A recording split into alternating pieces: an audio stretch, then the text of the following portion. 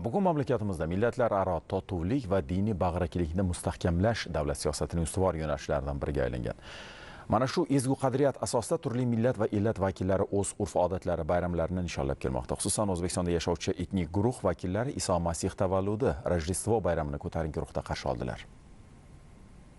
Millatlararo totuvlik va diniy bag'rikenglik, turli millat va elat vakillarining an'analari hamda urf-odatlariga hurmat. Bu o'zbek xalqining tarixdan saqlanib kelayotgan qadriyatlardan biri. Mazkur tinchlikparvar siyosat tufayli ko'p elatli jamiyat O'zbekistonda hamjihatlikda yashab, diniy bayramlarni nishonlab kelmoqda. Xususan mamlakatimizda yashovchi katoliklar va lyuteranlar 25-dekabr kuni payg'ambar Iso Masih tug'ilishi bayramini nishonladilar. Xristian e'tiqodida Mavlud kuni insoniyatga tinchlik, kechirimlilik va muhabbat g'oyalarini eslatadi. Благодарим нашего президента за то, что O'zbekistonda istiqomat qilayotgan kam sonli etnik guruhlarga ko'rsatilayotgan e'tibor va g'amxo'rlik uchun prezidentimizga chuqur minnatdorlik bildiraman. Mamlakatimizda har bir inson o'z e'tiqodini erkin ifoda etish, milliy va diniy bayramlarini nishonlashi, urf-odat va an'analarini bemalol saqlab rivojlantirishi uchun barcha sharoitlar yaratilgan. Ko'p millatli xalqimizga mustahkam iymon, samimiy muhabbat, tinchlik va farovonlik tilayman. Ushbu bayramda yoqilgan shamlar va chiroqlar zulmat ustidan nurning g'alabasini ifodalaydi. Sovg'alar esa boylik emas, balki samimiy e'tibor, mehr va saxovat ramzidir.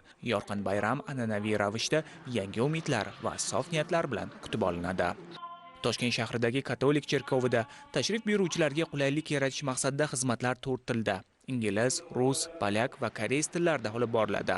Qaysi tilda bo'lishidan qat'iy nazar asl g'oya o'zgarishsiz qoladi. U insonlarni bir-birini kechirishga, muhtojlarga yordam berishga, ezgulikni ulug'lashga chorlaydi. Shu bois bu bayram nafaqat diniy, balki umum insoniy ahamiyatga ega bo'lib, turli millat va e'tiqod vakillarini ham ezgu niyatlar atrofida birlashtiradi.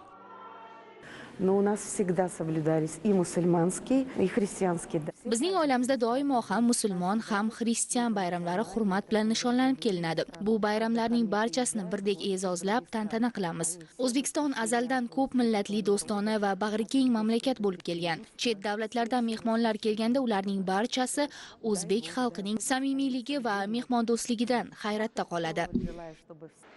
Muxtasar aytganda, Rojdestvo bayrami barchaga umumiy insoniy qadriyatlarni ulug'lashga, haqiqiy boylik bu vatanga muhabbat, tinchlik, osoyishtalik va insoniylikda ekanini yana bir bor eslatadi. Qadrli vatandoshlar, siz axborotning navbatdagi soni bilan tanishdingiz. Studiyada Jamshid Umurzoqov bo'ldi. E'tiboringiz uchun rahmat.